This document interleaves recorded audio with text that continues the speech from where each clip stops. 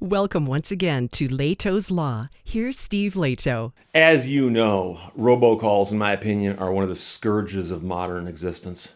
And when they end, I'll be happy. Sadly, they might never end. Now, I get happy about other things, so it's not like my life's going to be doom and gloom because of robocalls. But I'm also amazed that not only can they not stop robocalls, but the weird things that people do with robocalls. So we've all talked about the variety of robocalls you get about your extended warranties, your knee braces, your health plans, your credit card rates, and so on. And they're almost universally scams. That's why you're doing an illegal phone call to somebody, is you're trying to sell them something that's a scam. This is a crazy case that Ron sent me from CBSNews.com.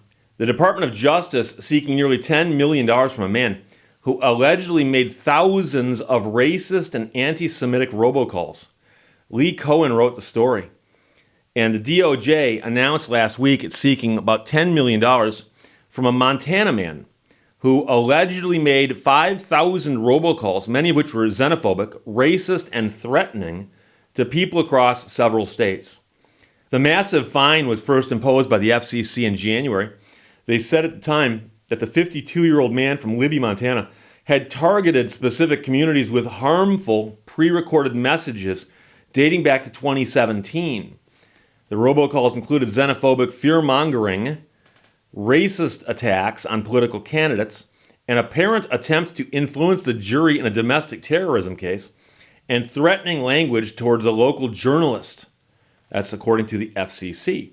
The Justice Department said that hundreds of the calls targeted people in Brooklyn, Iowa, after a local college student there was murdered. The man allegedly told people that she had been murdered by a biological hybrid of white and savage Aztec ancestors, and that if she could be brought back to life for just one moment, she would ask the person that had just gotten this phone call to kill them all. To kill them all. Officials said more than 2,000 of the robocalls targeted residents of Charlottesville, Virginia, during the jury selection for the man who was charged with killing Heather Heyer and injured dozens of others when he drove a car through a crowd during the 2017 Unite the Right rally. The DOJ said these calls included anti-Semitic and racist messages about the city's mayor and police chief and used fat-shaming language about the woman who was killed during the rally. The Justice Department's acting assistant attorney general pointed out in a statement, it is unlawful to spoof caller ID numbers to trick consumers into answering unwanted phone calls with the intent to defraud, cause harm, or wrongfully obtain anything of value. The department will work with its agency partners to vigorously enforce the telemarketing laws that prohibit these practices.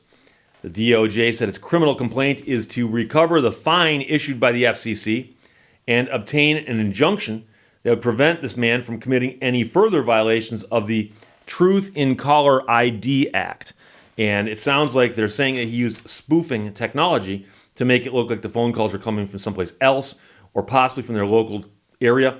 One of the most common things that you'll see on your caller ID is that a number is coming from your area code and often your exchange. And I've also gotten them from my own phone number, allegedly. So you look down, it's your phone number calling you. And they can set the thing to do that. It's not that hard to do. He'd made the calls using an online calling platform that manipulates caller ID information to make it look like he was calling people from local numbers, according to the FCC. A method called neighbor spoofing. Neighbor spoofing. The FCC said that along with wanting to cause harm, he wanted to gain media notoriety and publicity for his website and personal brand. It gets back to social media.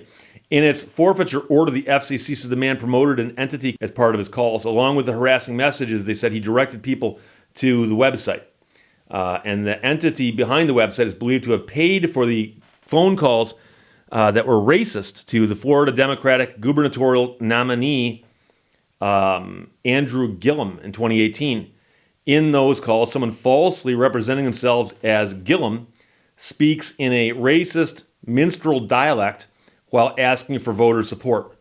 The Road to Power has also taken credit for anti-Semitic robocalls targeting Democratic U.S. Representative Mark DeSaulnier earlier that year.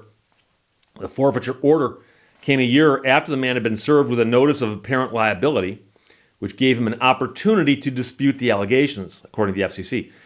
In the response, the man said that the notice represents a politically motivated gross overreach of FCC authority that showcases the corruption of minority in-groups within the commission, an FCC report shows. The commission said it was not convinced of the majority of the man's argument, but was persuaded by his right to use one of the many caller IDs used during his series of robocalls. Given that right, they said, they reduced his original forfeiture amount from $12.9 million down to $9.9 million. He had 30 days to pay the $9 million, and his failure to do so prompted the Department of Justice's involvement. So DOJ is involved, trying to get nearly $10 million from a man who's accused of orchestrating robocalls, and he is from Montana, and it's a massive fine, and it's a strange case. I mentioned, I believe it was last week, about the business in Indiana that was operating as a gateway for people overseas to route their millions of robocalls into the U.S. and then into the U.S. phone system. And so every time we talk about this, we learn something new, and I'll admit I had not heard of this particular case till just now. But we usually think of robocalls as being the calls that are trying to sell you something or trying to rip you off. But we do get political calls also. And strangely, political calls are exempted from some of the rules on robocalls. So, and I understand that on some level. I don't like getting the calls, but I understand it. But, political speech, the idea that you're running for office, political speech is very, very well protected under the First Amendment. But the idea that you would do these kind of spoof phone calls and break other laws, that's a problem. And like I said, I'd never heard of somebody doing this kind of thing on this kind of a scale. So maybe that's why it's making the news, because perhaps this is some sort of precedent-setting case. But it's crazy because the man wasn't trying to necessarily sell anything. He may have been pushing a political agenda, but the way he was doing it was wrong. So in theory, getting back to political messages, for instance, let's suppose you're running for office. You want to be the drain commissioner. You're going to be the drain commissioner of Luce County, Michigan. And yes, there is one. Luce. You want to be the drain commissioner of Luce County, Michigan. So to run for drain commissioner, you file the proper paperwork, you launch your campaign, and you decide that what you want to do is you want to get your word out to everybody in Luce County about how you are the person to step in and clean up the corruption in the drain commission department. You're going to come in and overhaul the drains. You're going to root out all the evil in the drains. You're going to straighten those drains out and make them fly straight. So how do you do this? Well, Luce County is kind of rural. It's a big county. You could take out ads on the local TV station, but they actually cover the entire Upper Peninsula of Michigan, and that'd be kind of wasteful. What you could do instead is find out what the various extension and local dialing numbers are up there, because it's all area code 906 in the Upper Peninsula of Michigan. So find out what all the exchanges are in Luce County and set a robodialer to just call every one of them. But you would want to identify yourself properly. So you're going to say, hey, and it's going to say, the committee to elect so-and-so in your caller ID. And phone rings and you answer it and you get a robocall. Hey,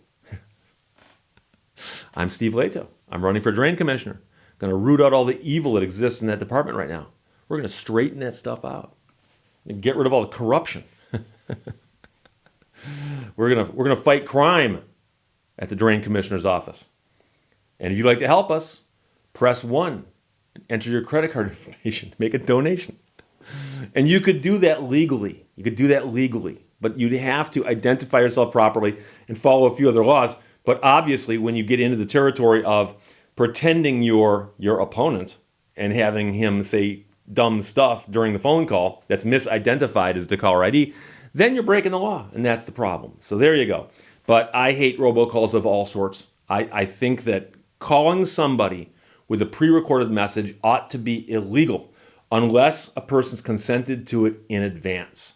So, for instance, if you're a parent with children who go to school and school gets canceled, They can't afford to sit there and call every single person and repeat the information. They should be allowed to record a message that says, "Dear parent of your student at such and such school, school has been called off on this date because of the weather. Stay tuned for further details." There's no problem doing that as long as it's properly identified and the parents consent to it in advance. But I personally think that any pre-recorded message that I didn't ask for, where I pick up the phone and I hear a recording start talking, that ought to be illegal in my mind. Now, I admit that's my opinion. Might be a little harsh, but that's my opinion. So there you go. So Department of Justice seeking nearly $10 million from a man who allegedly made thousands of racist and anti-Semitic robocalls. From CBSNews.com, Lee Cohen wrote it, and Ron sent it. Thanks a lot. Questions or comments, put them below. Let's talk to you later. Bye-bye. Thank you for watching Lehto's Law. No matter how tall the mountain is, it cannot block the sun.